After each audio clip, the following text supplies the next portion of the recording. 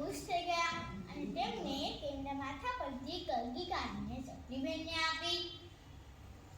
ચકલીબેન કલગી ભરાઈને ઠુમક ઠુમક કરતા આગળ ચાલ્યા. આગળ જતા મોરભાઈ મળ્યા. મોરભાઈ કહે, ચકલીબેન ક્યાં ચાલ્યા?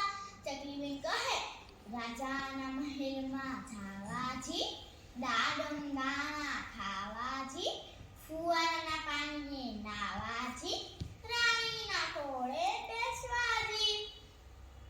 મોરભાઈ કહે, તમને રાજાની બીક નથી લાગતી?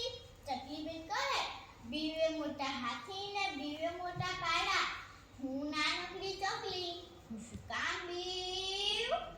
પછી તો મોરભાઈ ખુશ થઈ ગયા. તેમને તેમના રંગબેરંગી પીંછા આપ્યા.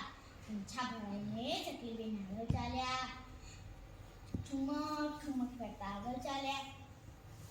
આગળ જતા રાજાનું સુંદર મજાનું મહેલ આવ્યું. મહેલની બહાર તો સિપાઈ ઊભા હતા.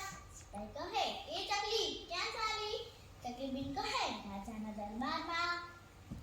સિપાઈ કહે, ચાલી જાય થી, હું તો તલવારથી તારું માથું કાપી દઈશ. ચકલીબેન તો ફર કરીને સિપાઈની પાઘડી ઉપર બેસી ગયા અને સિપાઈ કબીરને ભાગી ગયો.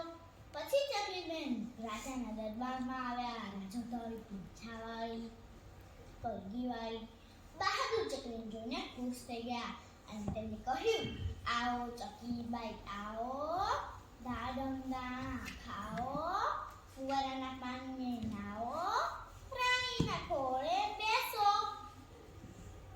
ચકલીબેન તો રાજીના રેડ